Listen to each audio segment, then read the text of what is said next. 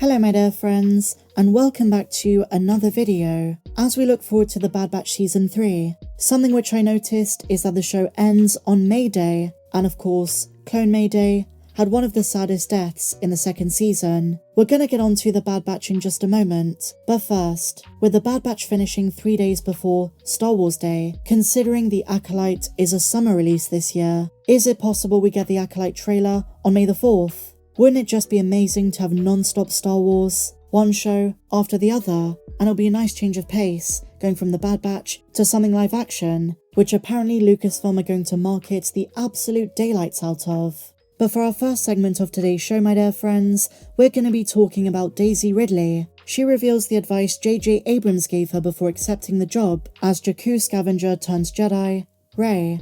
He gave her a warning to, quote, understand the scale. This is not a role in a movie, he said. This is a religion for people. She said it changes things on a level that is inconceivable. And Daisy admitted it was kind of overwhelming. She says, quote, when all of the craziness was going on, I was like, I'm good, I'm coping fine, everything's fine, and I was fine for the most part. But then she really grappled to how many people had seen this thing, how much it meant to so many, how it changed the dynamic of her friendships and family, and how people started seeing her in a different way. And something she found hard to wrestle with is the fact she was Daisy, just a human being in real life, and the fantasy people projected onto her as the main character of the Star Wars sequel trilogy, what she called an immense emotional cost. She did go through a lot, and it is true, for so many fans, this franchise is a religion, as she said. But moving on, my dear friends, to the main subject of the day, the Bad Batch Season 3, which is just 23 days away, is about to continue a trend that was originally introduced in the expanded universe through novels like the X-Wing series and Darksaber. Legends continuity gave us a firm understanding of the sheer wickedness and brutality within the structure of the Empire and its subsidiaries, and of course later, the Remnant. Inhumane action, often through employing some of the most depraved talent in the galaxy. An example of this is one of the scientists who worked on the Death Star in the EU.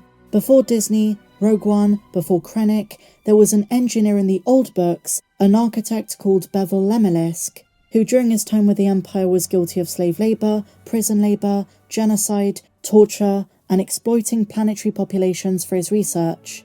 Similar figures crop up in stories of Palpatine's cloning later on. And now, as we've seen in recent canon, Lucasfilm is canonizing some of these elements, and this is going to continue in a pretty disturbing way in the Bad Batch. And one figure who's been central to the Empire's cloning projects ever since the second season is Dr. Royce Hemlock, a scientist notoriously expelled from the Republic Science Corps for his, quote, unauthorized and unorthodox experiments. But he was reinstated personally by Emperor Palpatine once the Empire came to power, and formed the secret Advanced Science Division, heading it, as we're going to see more of in the third season. Operating out of a facility with zero records on data, Hemlock was in charge of several ongoing experiments, like the cloning of the deceased Zillo Beast, and he also oversees experimentation on rogue clones, those who'd been questioning their loyalty to the Empire. Hemlock is a very disturbed and deranged individual, and in this way,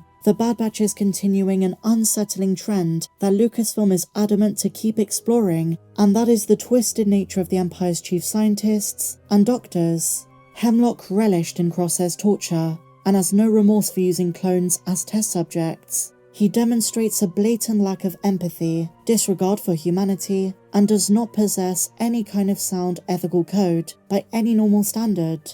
And he's not the only one we've seen in recent years. Andor Season 1 gave us Dr. Gorst, a medic and interrogator for the ISB. His entire job was to torture prisoners for information, and judging by his evil grin, I would say he took great pleasure in doing this. As we know, he began using the recordings of the dying screams of Dizonites to cause mental anguish and damage to the prisoners and victims who would not comply.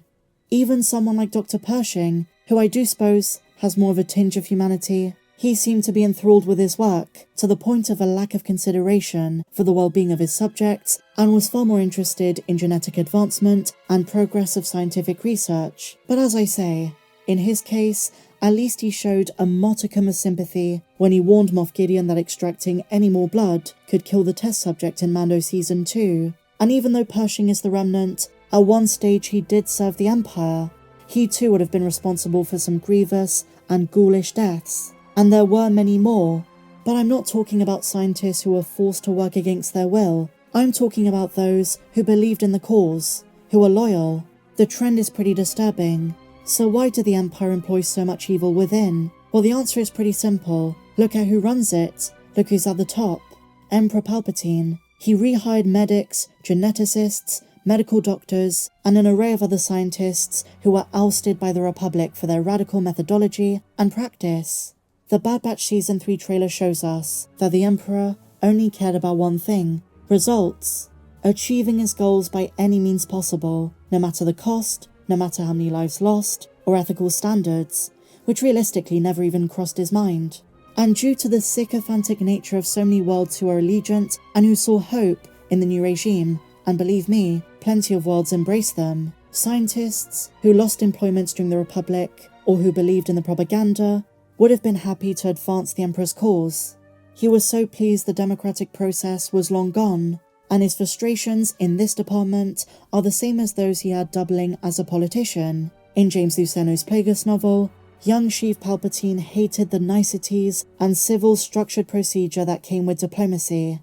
The ritualistic camaraderie never interested him. So now that he's Emperor of the entire galaxy and furthers the Sith agenda, he can just cut to the chase. Treat his subordinates as just that, below him, nothing, working towards his cause or being disposable, implementing laborious and tedious persecution on both delinquents and those who opposed him, not afraid to go as far as routine torture. So of course, his heads of department, especially those that secured the future of his empire and recognized how to further that vision, had to reflect his values and take a firm, inhumane approach. Royce Hemlock is the chief scientist and someone who Palpatine trusts. It benefits Palpatine that Hemlock is calm, analytical, but also brutally sadistic. Already demonstrating some pretty major ties to other important characters, I believe Hemlock is a vital villain to the future of this era. Season 3 is going to reveal some very dark and disturbing Imperial secrets, and the implications of this directly affect how we perceive Tarkin. He is someone who Hemlock directly responds to, alluding to his plans to remove the Empire's, quote, clone problem, which is of great interest to everyone I mentioned. It's already been confirmed. The Empire wanted complete control over advancements in science and cloning following the destruction of Kamino. And we've also got to keep in mind there has been something of a time jump between seasons 2 and 3. So the third season, the final season, might not need to take its time showing us some of the projects the Empire's been up to. They've been swift and resourceful, and we've already seen a new version of the clone assassin Clone X from season 2, CX-1. But the implications of Hemlock's projects could be as far-reaching as The Mandalorian, but also the sequel trilogy. But what do you guys think? Let me know your thoughts in the comments down below, and if you enjoyed this video, please be sure to give me a big fat thumbs up, subscribe if you're new, and I'll see you in the next video. May the Force be with you, always.